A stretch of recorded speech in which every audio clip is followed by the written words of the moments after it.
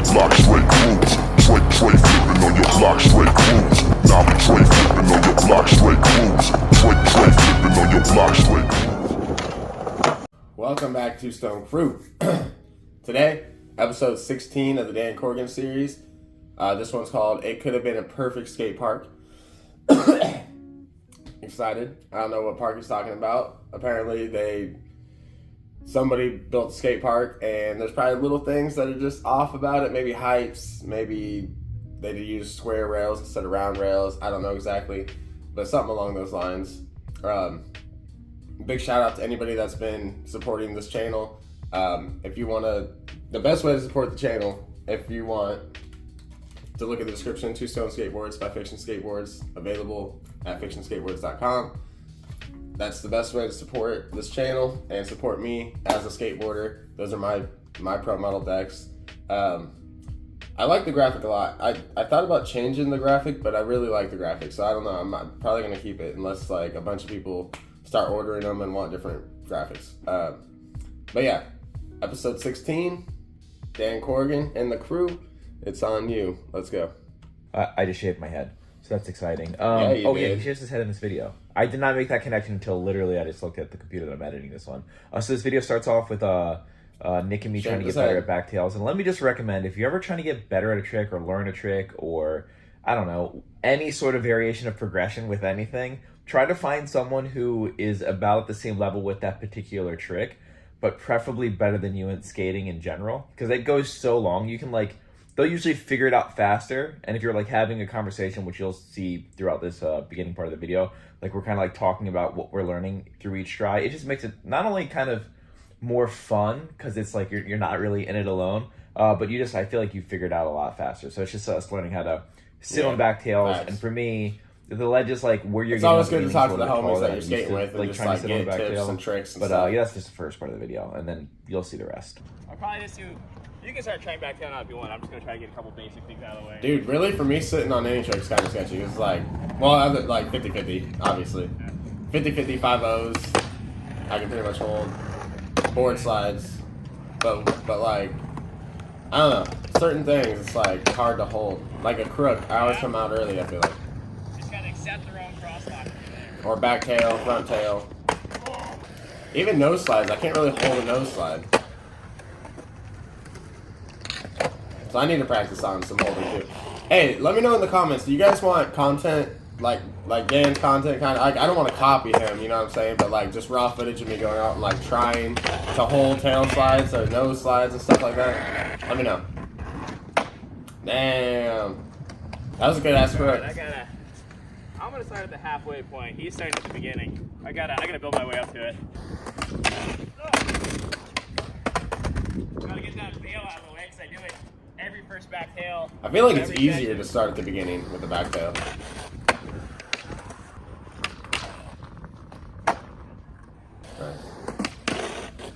Yeah, Dan, you got that shit. The way I think about it, any front tail or back tail is just, once you pop and get your body over the ledge, just drop your feet like you're about to drop in. I always just imagine like I'm about to drop in. I don't know, it works for me. Taller at the beginning, so in the middle, that's why I was doing it there because it's a lower ledge.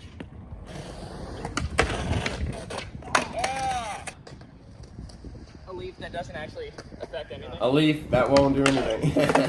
That's like hey, but better safe than sorry, dude. Oh. Dan's look pretty good. Oh. Hell yeah. Yeah, dude. Dan's got back tails. Like, what's he talking about? He just really wants to hold him. See, that's tough. Even holding it that far is kind of tough.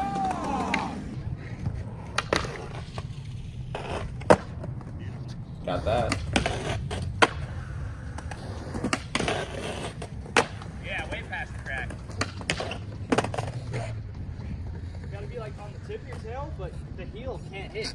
It's here. It's such a that. Yeah. Yeah, that's true. On like a front tail, your heel can technically kind of scrape a little bit and you'll be all right. But on a back tail, if your heel hits, you're done. I'm sure there's some give, like if you like have a bunch of wax maybe, and your heel starts hitting. But I feel like most like that, I feel like that was 100%. I feel like his heel like stuck. If you but wouldn't have like locked your shoulder to fakie, I feel like you were done. And it's making me want to go work on back tails. So it's funny. The first day I went to like really learn back tails, I was trying to get them in, and I felt it, like it was there. And then I was just like, why would I, like I can kickflip, and now I'm getting close to back tail, so I was like, I'm just going to kickflip back tail. And ended up getting the kickflip back tail. So, I mean, I have back tail since then. Just not that good. I don't know, I felt more comfortable flicking into it.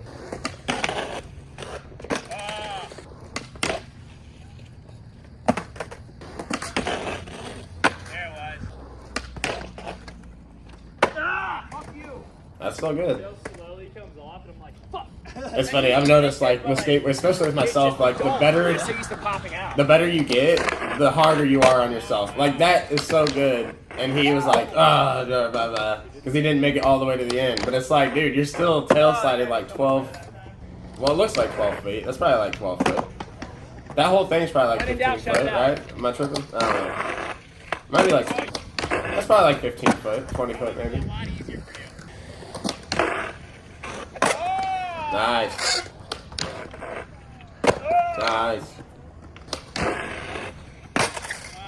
That's a good angle. I like this angle right here. Oh, why the fakie? That's so. Oh, you're not trying to go to fakie? It's yeah. There you go. Last try.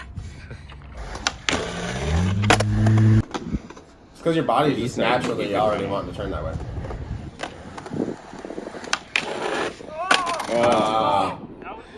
Yeah, that's stuff. And you probably could have done it if you. That's another thing. The issue is I'm too just scared to go fast enough. Yeah, go to fast. make that run up matter. I'm gonna get the same amount of speed from this run up as that run up. So I'm like scared to go fast at back tails right now. So I can't use that to my advantage. Whereas he's not scared at all. So he's gonna do the whole thing. Yeah, you shouldn't be scared. Your back tails look so good, Dan. Oh, okay, one more. Like no dick ride. Just saying. Like your shit does look good, bro. For real. Nice. I kind of count that. That was the end.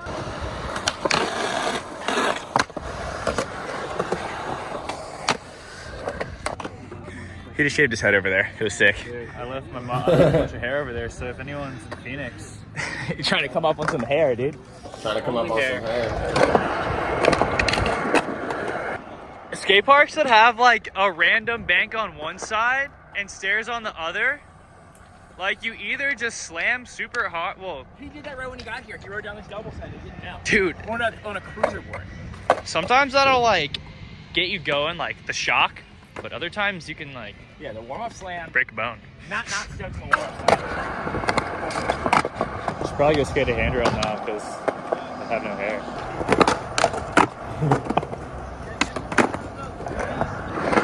What the hell does skating a handrail have to do with having no hair, bro? Whatever you're feeling. This park low-key reminds me of Fairfield's park. Kind of. This one's bigger than the Fairfield, but the colors and stuff, the way it's like, the ledges are, giving me Fairfield. And you guys probably don't even know where the fuck Fairfield is. Some of you guys watching probably will. Shout out to the homies, by the way. Any of the homies are here watching, leave it in the comments, bro. What's up?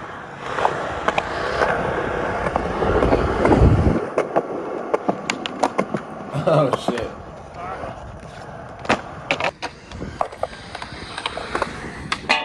Yeah, he's shaved now, so he's got to skate the handrail.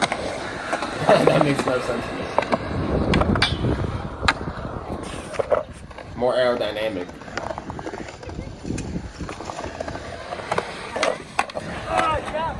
I didn't see it.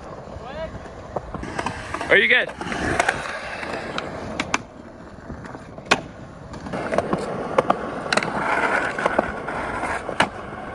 He can hold those.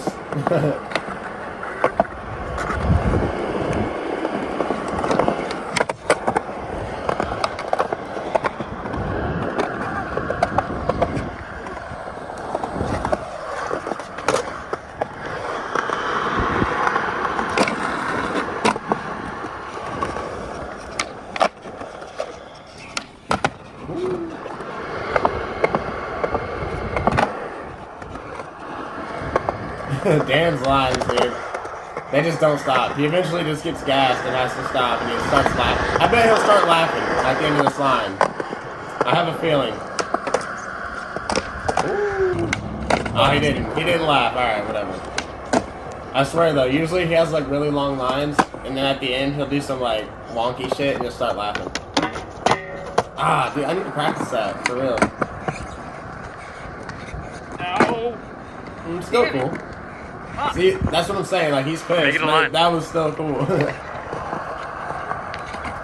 But it's not what he's trying. So it's like, I get it. I'm not dumb. Like, I understand why he's upset. But it's just funny from, like, somebody that can't ride a board, you know, would see that and be like, oh my gosh, that's so good. And he's like, oh my gosh, I suck.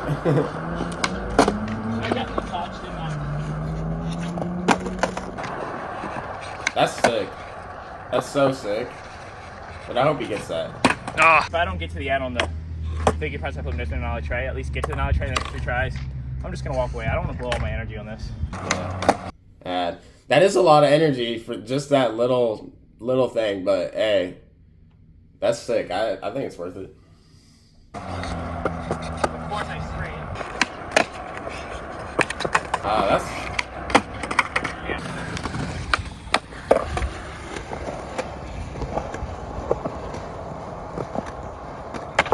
Dude, for some reason, I thought he was going to pop onto the handrail. I don't know why, but it's the shaved head. He's got to be saying handrail, so he's got a shaved head. According to him. See what's coming? Uh-oh. Scooter kids. Go. Scooter kids. It's going to be a good day. It's going to be a good day. Nice.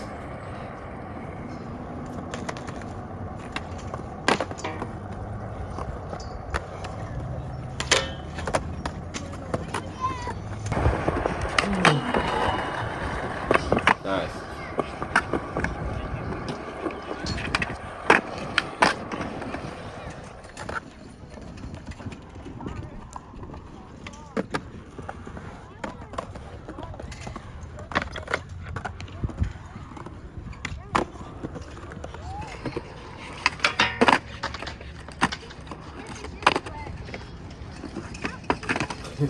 That was awful. I mean...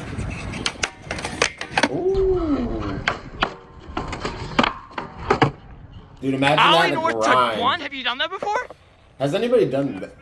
Probably. Somebody's probably done a board slide to blunt. Am I wrong? Because that'd be sick as fuck. A little late. If anybody can do it, he can do it. Nice.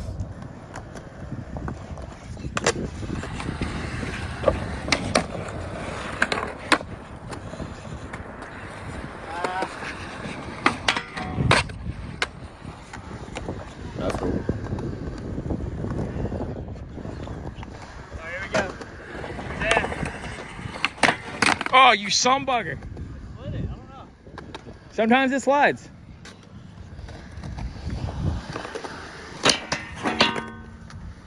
I'm assuming that you understand how incredible that blunt slide back 270 in the middle of the rail just was.